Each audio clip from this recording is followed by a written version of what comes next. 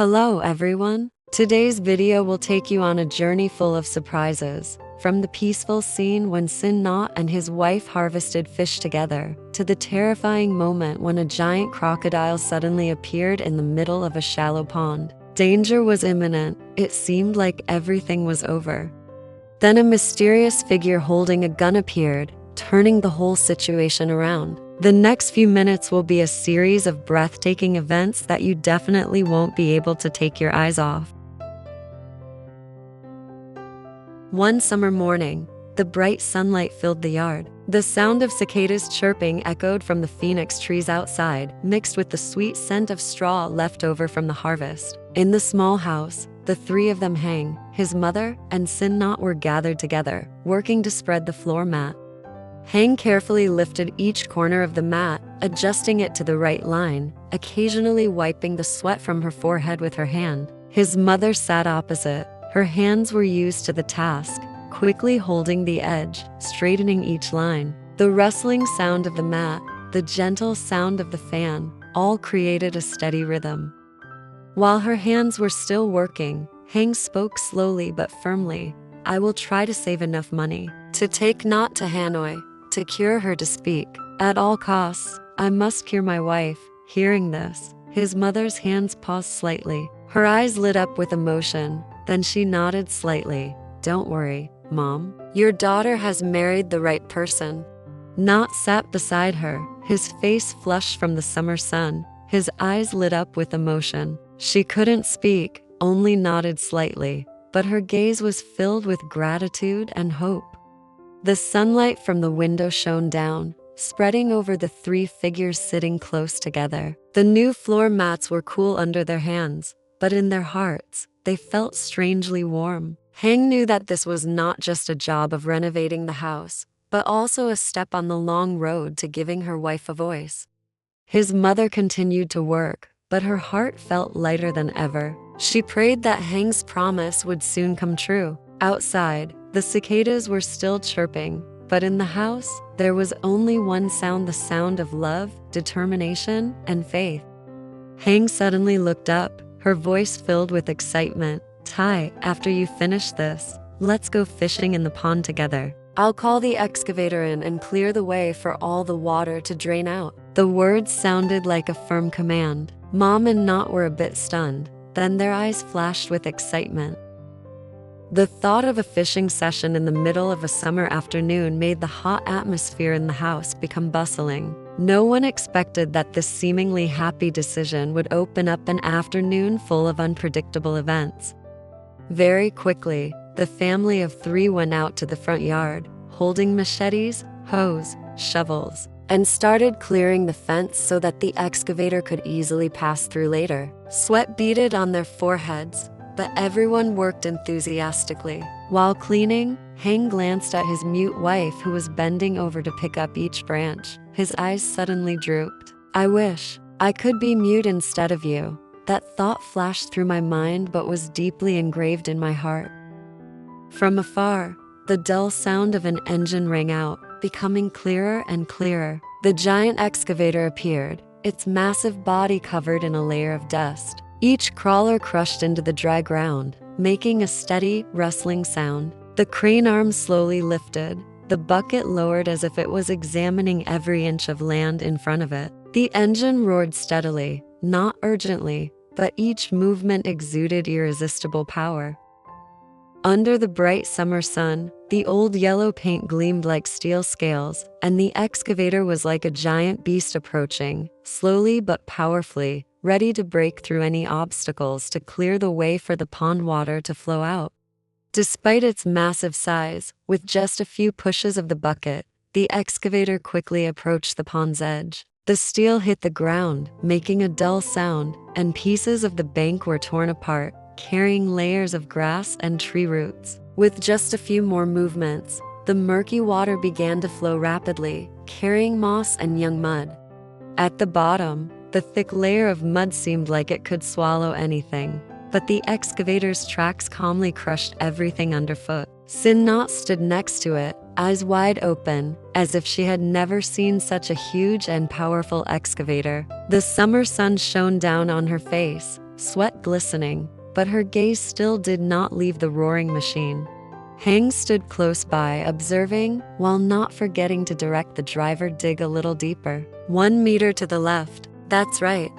Let all the water drain out. The roar of the engine, mixed with the sound of rushing water, created a tense atmosphere, as if signaling that something hidden at the bottom of the pond was about to be exposed to the light. After nearly an hour, the giant excavator slowly scraped the ground to drain the water. The bottom of the pond gradually appeared, shimmering with the remaining water. The big fish began to thrash around, splashing water and sparkling. The three of them couldn't help but cheer and rush into the pond. The sound of splashing feet mixed with loud laughter. Sinnhat was the most excited, her eyes shining, her hands quickly chasing after each fish. Every time she caught a fish, she shouted with joy, making the atmosphere in the pond as lively as a hunt in the middle of a festival season. They were so engrossed in catching fish that they did not notice that under the murky water, a pair of cold golden eyes were silently watching them. The giant crocodile lay still as a log, waiting for the moment to pounce and attack. Suddenly, Nhat bent down, his 2 hands tightly holding a large fish that was thrashing violently. She let out an excited scream, the sound reverberating far and wide, causing the water nearby to shake slightly. At the bottom, the giant crocodile was startled, immediately diving deeper, hiding in the muddy layer. Hang turned around. Her eyes lit up when she saw her wife holding her prize. He walked over, smiling brightly. "I'll cook fish for you to eat when I get back." Nhat smiled slightly, nodding happily. At that moment, in the harsh summer sun, all dangers were temporarily forgotten, leaving only the simple joy of the couple together. Sinnhat gently placed the big fish she had just caught in a bamboo basket on the bank, then quickly bent down and continued wading out into the middle of the pond to look for food. The muddy water wrapped around her legs, but she was still excited, not paying any attention to what was behind her. The water surface suddenly rippled slightly, spreading out in circles. From the darkness at the bottom, the giant crocodile slowly raised its pointed snout above the murky water. Its cold, bright yellow eyes locked onto Nhat's every move. Its sharp teeth opened, reflecting the bright sunlight. The air around the pond seemed to stop. All sounds faded, leaving only the sound of a pounding heart, signaling an approaching nightmare.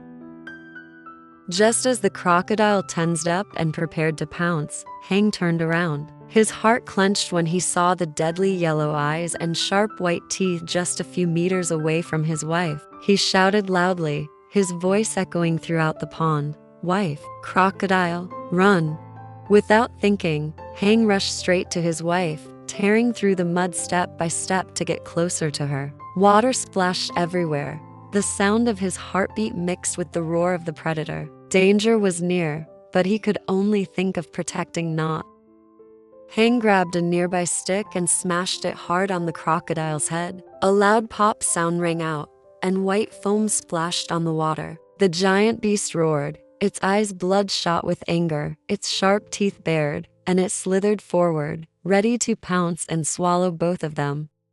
Just as the crocodile charged, a loud bang rang out. The bullet flew past Hang's eyes, hitting the water surface right next to the animal's head. The crocodile was startled, thrashed violently, then quickly disappeared into the deep mud. Hang gasped, hugging her wife tightly, completely unaware that the person who had just saved their lives was the man who had wanted to harm his adoptive mother. In a flash, that person's figure disappeared into the distant forest. They left the pond with their hearts pounding, not daring to scoop up more fish even though the basket was full. The water was calm, but the feeling of being stalked by something still lingered. When they reached the cool stream, Sinnhat still hadn't recovered. Her hands were shaking as if she had just escaped death. Her mother, who was washing her hands and feet because of dizziness, saw her daughter panicking and asked a lot of questions.